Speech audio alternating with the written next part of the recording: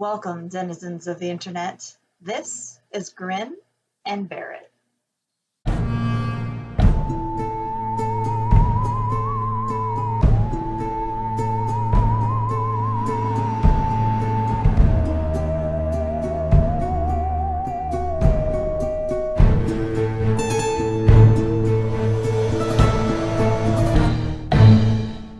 As feminine presenting people in the world, people, usually men, feel entitled to tell us things like it's not an uncommon experience for women to be told to smile walking down the street, the grocery store, or at work. It's hard to avoid occasional reminder that we need to accommodate others by baring our teeth. I'm AC, and I'm drinking whiskey. Oh God, I'm Knuckles, and I'm drinking a White Claw. I'm Iris, and I'm drinking a Dirty Shirley Temple. I'm Alice, and I am drinking peanut butter whiskey. But I am chasing it with a cherry Coke, just so you know. So I'm not being complete hardcore. But I'm really okay. I know we have a topic, but Iris, what is a Dirty Shirley Temple? Yeah. So it's a Shirley Temple with vodka in it. Oh, okay. Okay. That's easy. Yeah. I like that. That sounds really good. This one has blueberry vodka in it, so it makes it a little darker. What is a Shirley Temple normally, like gin? No, It's non-alcoholic. Yeah. It's Yeah, what? so it's on. Okay. Yeah, it's Yeah, it's like one of the first mocktails. Right. Yeah, I knew it it's was named after, but I didn't know if it was ever. Yeah, So always when people go a virgin Shirley Shirley someone started selling it canned. Y'all, hold on. So I was like, what kind of alcohol is in a White Claw? And it literally says purified carbonated water, comma, alcohol, comma, natural. What kind of alcohol? It just says alcohol. I was like, I'm pretty sure that it's just the alcohol that you get in the hand sanitizer. So alcohol. That explains the alcoholic taste. Beverages are not required by the FDA to state what's in them. wait a minute. I know we have a topic, but what? I did not know that. Like Oh my even what they gosh. put on there is not a requirement. This is just as important as that topic. Just says spiked sparkling. Y'all, I've drank this for like however long it's been around. And I just realized it just says spiked sparkling water. Spiked with what? And they're all like, alcohol. Like, what kind of alcohol? What I'm the pretty heck? sure. Ignore that man behind the curtain. Yeah, that's yeah. What I'm drinking, you guys. But it gets me a little buzz, so it works. Oh And my that's all that matters. That's all that matters. Anyway. Okay. Yeah, as someone with allergies, it's a problem I've come across. Oh my gosh, that's a good. Yeah. Mm-hmm. So, Jeez, to get back on topic, so basically we're talking about we don't like it when people ask us to smile, so don't tell us to smile. That's really annoying. So, we already kind of talked about this, and we're just wanted to focus more on it this time about why we came up with the idea and stuff. We already focused on that, but I decided to go on my Facebook page and was like, hey, how many people have had this question asked? You know, like who just random, you know, how many times, I think I said something like, how many times does a stranger ask you to smile? And I had about 20 people answer, counting the 3 people who are on this call. So, Of course. So 15 of them said yes all the time. They were women. 2 of them were men, said yes, and said normally it's a work environment. 1 male did not understand the question, which is fine. And he wasn't rude. He just didn't understand the question. And another female did not get it. She said she always smiled and she's never heard anybody ever. She doesn't really pay attention. So she doesn't know if she's ever had anybody ask her to smile. So I thought that was kind of interesting. And the 15 pretty much said that it's usually men and and it can be anywhere. It doesn't have to be, it wasn't like a bar or just work. It could be randomly walking down the street. Like they were just like, I think one person said they were in their car and somebody yelled, "Hey, smile."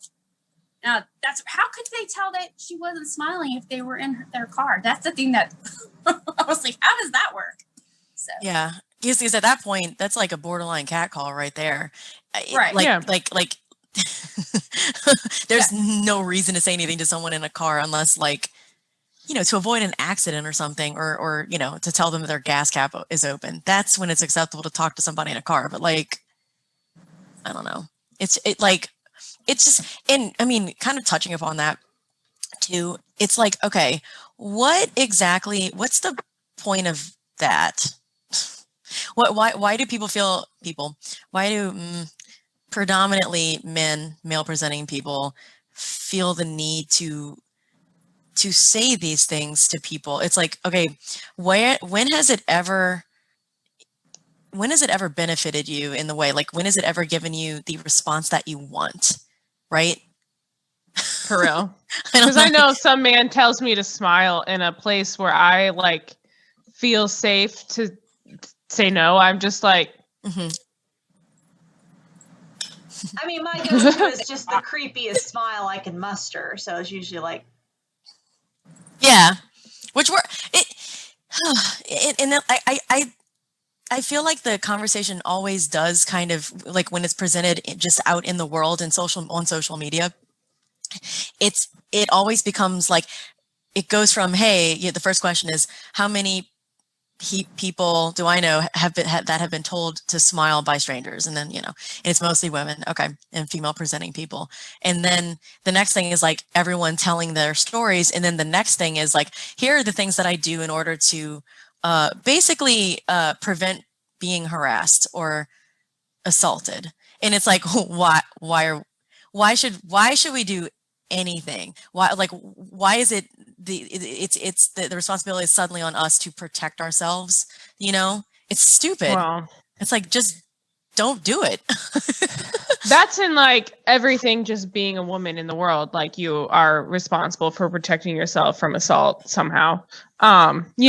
Because people should just like, it's on your responsibility to make sure nobody assaults you, as opposed to the person who's doing the assaulting has no responsibility to keep themselves from assaulting you. But whatever. That's another topic.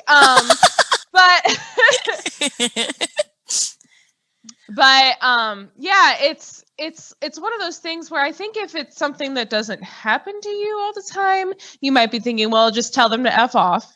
Right. Or like, why would you just listen to them? Like, why do you care? Like, what's the big deal? Like, they're just telling you to smile. And I'm like, it's not just telling you to smile. They're like telling you that you'd be pretty if you'd smile. Like, they're requiring something out of you and you're just living your life. Like, why are you demanding my attention and for me to do something for you when I'm just out in the world doing my thing? Or especially when you're at work and you are in a position, especially as a retail worker, you have no like choice but to somewhat accommodate them. Yeah, you can't just be like, why don't you go eat a bone over there? Because you have to sit there and be like, okay, have a good day. well, and recently you have a nice day, and then you have a nice day. The more sinister one? Yeah. Oh, that's a thing on like, not exactly the same thing, but in the same vein, and we've talked about it on TikTok, people will be like, yeah, try saying certain things in a lower register. And on TikTok right now, the trend is like women being like, I'm trying to hit on this woman. It's like lesbian and bi women that are like, how do I get it across that I'm interested sexually in the person or romantically in the person? And so somebody was like, say it in your like your lower register. And so, that's a thing where it's like, have a nice day. And you're like, oh, oh my God, I sound so different. that I need that for me, because I'm terrible at flirting in real life. Like I can type up anything. I can sext and, carry on a very scintillating conversation via text, but in person, I'm just like, phew, it just go. I don't know how to flirt, nor do most times I don't even want to. I'm just like, no, I'm good. I'm too good at it because everyone always thinks I'm flirting and I'm not. Like, you happen to mention a topic I'm interested in, I'll talk forever. Yeah, because you're like, cool, an interested person. I'm going to talk to them. That's another thing. It's like, can't you just have conversations like that and not be expected to be flirting with someone? Can't you just be like, hey, a cool person, let's talk? And then they drop the bomb where it's like, can I get your number? And you're like, for what? Are we going to talk about this later? I want to talk about Japanese voice actors. It's like, oh, I get it. Oh, I wasn't interested in you like that, but now it's muddling the line, Well, this scintillating conversation about nematodes was great, but I don't want to continue talking to you after this moment.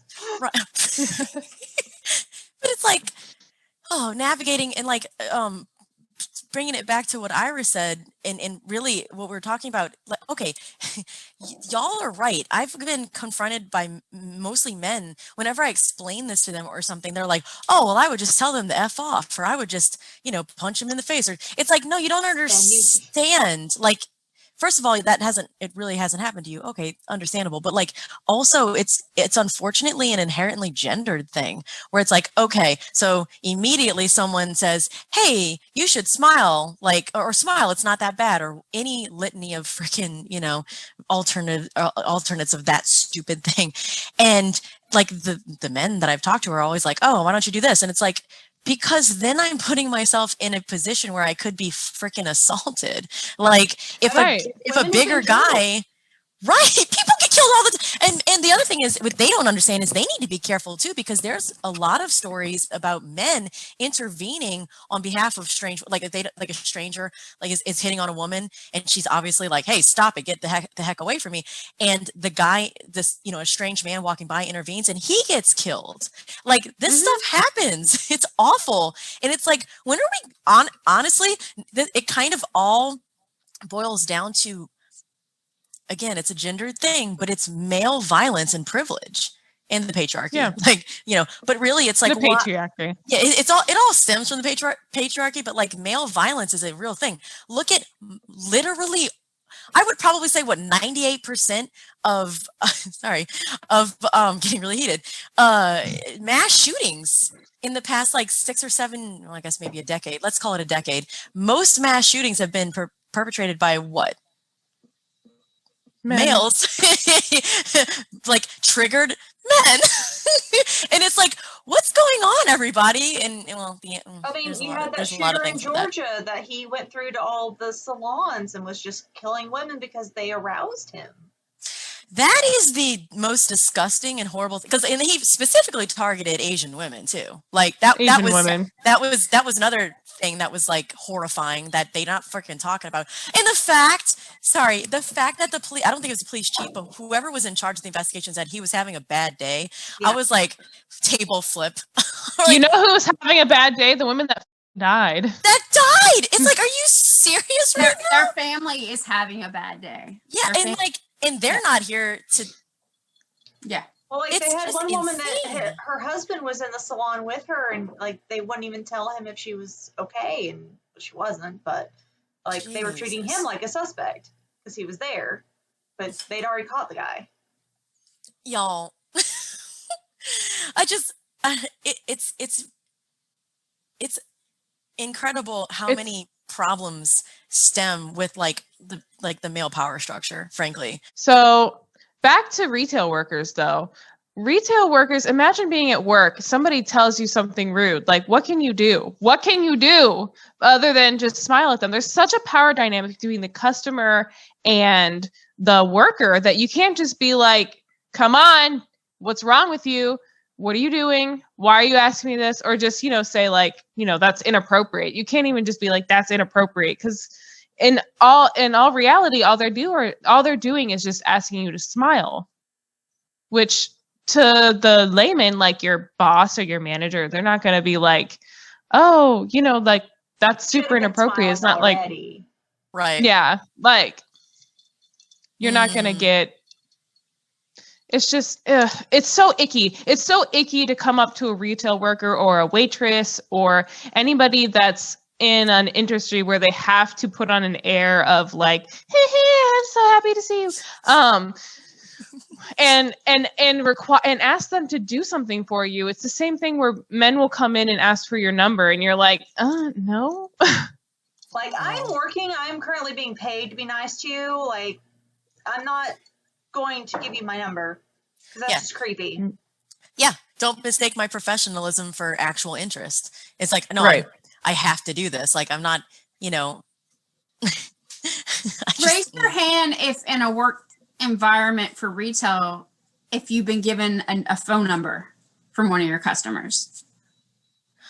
I haven't, but I've had them at least ask for mine.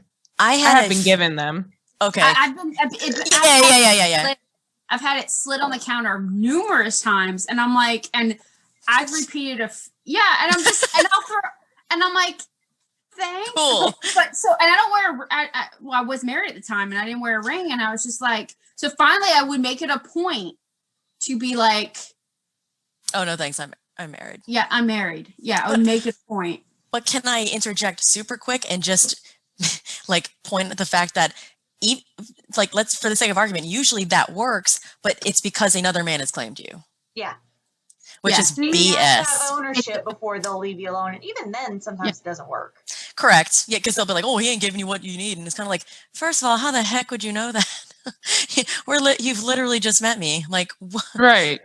Just what that aggressive behavior we were talking about earlier, how does that, I mean, I think we should probably pull, this is the problem. I think we know too many good men. Like, the people we know don't do this stuff, or maybe they did back in the day, but I'm curious. I want to like ask just go out in the world and be like, hey, or like have it happen to me and just be like, hey, let's turn this around. Has this ever worked for you? And I can't expect them to actually be, like honest, but whatever. But seriously, like what I think the most recent thing that's happened to me, and this was really messed up. A couple of years ago, I had just gotten home from work. I was living in my apartment by myself after me and my ex divorced. And literally, like, I was just wearing a really basic navy blue dress and like wedges. It wasn't nothing, it's comfortable for work. And I had just come home and I had put my stuff down. I was like, let me water these plants. So I went outside and I was just literally just watering plants. And this rickety, nasty, creepy van, like trundling. At the time, there was a real big dip in front of my house because the roads are crap here. And so they had to slow down anyway. So I saw it out the corner of my eye and I was like, oh, they're just slowing down so they don't kill their suspension. No big deal. And then I heard them say something. I don't even know what they said. I flew into a rage because I turned around and there were these two grizzly looking dudes. And I was just like, what did you say? And this string of really aggressive expletives just came just exploded forth. And I was just like, yeah. And they're just like, oh, okay, C word, like, yeah. And I was just like, yeah, call me that again. I'm gonna go. And I just chased them down the street screaming at them. They're like, whoa.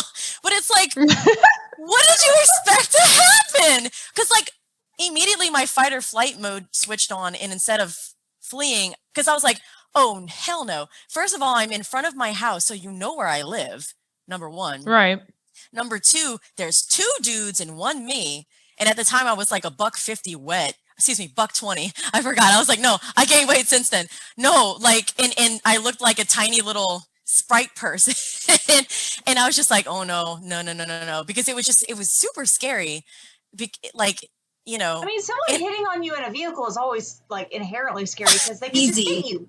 Right. Because they can grab you and bring you into the vehicle too. Like, especially if there's two of them. So I was really happy about the way that it went down because it's like, good. They got freaked out or whatever. And they were like, not worth it. And they left because oh yeah, you got something? I have a similar instance. I was out gaming. I was playing an AR game and I had headphones on and I was busy playing the game and I was by a road and this guy stopped at the red light. Like he was apparently hitting on me, but I couldn't hear him. And so like he honked and I looked up and I thought maybe it was someone I knew because it's the area Right. I live in. It could have been somebody I knew, just like, hey. And so I look up, I see it's not anyone I know. I go back to my game. He got so mad. He started cussing me out and like laying on the horn and flipping me off. And I'm just sitting here playing my game. I'm like, what the heck? Like, what did I do? like, I How had the dare you. audacity to go about doing my own thing. mm-hmm. How dare you not give this man attention when he wanted it? Yeah. How dare within, you. Like 5 seconds, he was going to be stopped at the light. Right. Like, you will leave That's- my life for forever in about 2 seconds. Like, just go. That's kind of the thing with this. It's kind of like you're demanding my attention. You're demanding me to do something with my body that I wasn't going to do anyway. Like, why? Why do you feel entitled to do that? Because I'm just chilling. Like, what would you do if somebody just came up to you and was like, "Hey, smile. It's not that bad," and you're just chilling on the bus? What? Like, what? Yeah. Well, I'm with you. It's like, first of all, where does that compulsion come from? Seriously, where does that compulsion come from? I would really like to know. Like, why does anyone ever feel the need to, first of all, stop someone in their tracks to be like, hey, you should smile more, or hey, like, pay attention to me. And this leads into what we were talking about the other day, about pickup artists, like that article, y'all. I think Alice. I shared Yeah. Where like I remember reading it, but then I reread it and I was just like, oh my goodness gracious! I like, what is, like, Madeline Kahn and Clue, flames on the side of my face. Like, I just get so angry. Is it just like so? Basically, for our viewers, what it is I'm sure some of y'all have read it, and it's essentially a pickup artist guy talking about how, hey, here are my tips on how to get a woman in public who has her headphones on, how to talk to her and like actually have a conversation and get her number, get whatever. Pick her up. Yeah. And pick her up, exactly. And like, and the funny part is, the best part about it is, it's him doing all of the talking, and it's like, here's how it's going to go down for you, gentlemen, if you do what I say. And then each time, Alice made a very good point. Each time the lady in the conversation, like the guy had a mock conversation how he thinks it would go down if you did this. And the woman literally basically just says her name, and then like the rest of it is her giggling, and it's like, she will appreciate your confidence. Da, da, da. And it's just like, well, there's a lot of assumptions, first of all. Like, it was the guy talking. It's like, hey, I'm so-and-so. I think you look cute. Then her part of the conversation is just like, she'll be so impressed with your audacity to approach her and your confidence. And like, it's just like it's just basically like him imagining her going, oh. And the only thing that her part actually has as quotes is, my name's Jessica. yeah. Like, so wait, that's even better. So it's like, okay, so you're stopping her to literally talk at her. And like, he Right. goes through how to mime, like, the headphones off so I can talk to you. It's like, no, honey, I have these on so you won't talk to me. I love it because in the article, it's like most women will understand. Yeah, but if she Yeah. doesn't, you're gonna have to double down. I'm like, wait. You might have to say very small words to instruct her to take her headphones off. She might not understand. After all, she is a woman. Sorry. Yeah, Oh. her female brain. Did he she just say that? can't comprehend. No, he didn't, but he heavily implied it. That whole article made me really mad, and I'm like, I'm not reading this right now. Like, the whole I was like, this reason whole I go out in concept- public with headphones on is so you will not talk to me. I respect. Right. Why do men wear headphones in public? Why do men wear headphones? And a book. In a book. No, they wear headphones because they have an actual goal of Gosh. listening to something. Us, it's avoidance strategy. That's a Like, good. Well, please, that's a good leave point. me alone. And Like, like, I it's don't certain. even turn them on. It's just for the look of, don't talk to me. I cannot hear you. But you know I'm the what? same. I have a book and I just have the headphones in, so people leave me alone. Correct. And you know what I was thinking while we're talking about this? You know what would be helpful?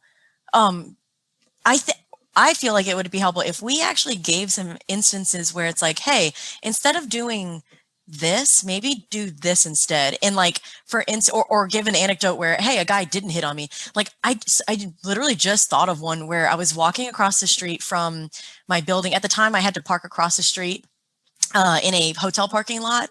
Or parking garage because they didn't have any available in my building. So it's, it was an extra like 10 minutes to my commute every day, which I was like, bleh. But so I was walking across the street and it was raining and I walked up to the neutral ground. It's a big neutral ground. It's a huge street. It's a real busy street. And this guy was like, hey, come on under my umbrella. I was like, oh, thanks. And I was like, thank you so much. He's like, no problem. And so we waited. We didn't say anything else. He's like, no problem, no problem. And so we waited. And then when there were no cars coming, we walked across. I was like, thanks, man. Have a good night. And he's like, you too. That was it. It was great. I was like, oh my gosh, he didn't try anything. He was just like, hey, come over here. And I was like, oh, thank you. And he's like, no problem. It was like, Thank you. I was in like, and he didn't ask for my name. He didn't ask for, and like, I know some people will be like, oh, maybe he was married, or maybe he had a, whatever, or maybe he was gay. Yes, all of those are very possible. But the fact that he didn't even try, he's just like, basic human kindness. It was so refreshing. You don't need an excuse to treat a person like a decent human being. Mm-hmm. Right. Wasn't that so nice though? I was like, oh my gosh. There was that great. TikTok. I know I sent it to you guys, but to explain, there was a trucker that he saw a lesbian couple and he thought they were adorable because like one was like a cotton candy rainbow and the other one was like heavy goth. And it was just so adorable that they were walking down the street holding hands.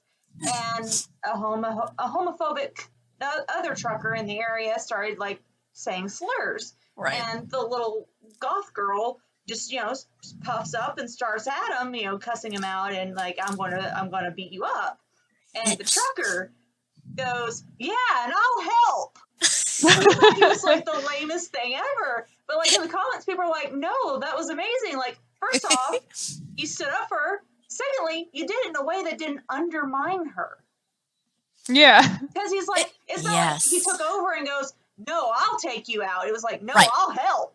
Right. Thank you for saying that too, because like that goes into, hey, people who are watching this, that's something that you can do. It's just assist, especially in spaces with, and then this bleeds into spaces meant for like the Me Too movement where people, mostly women, were telling their stories, and like men are at the time, it's like, hey, men are absolutely welcome to tell their Me Too stories too, but do not wander in and try to command the conversation. This is a space for people to relay their experiences.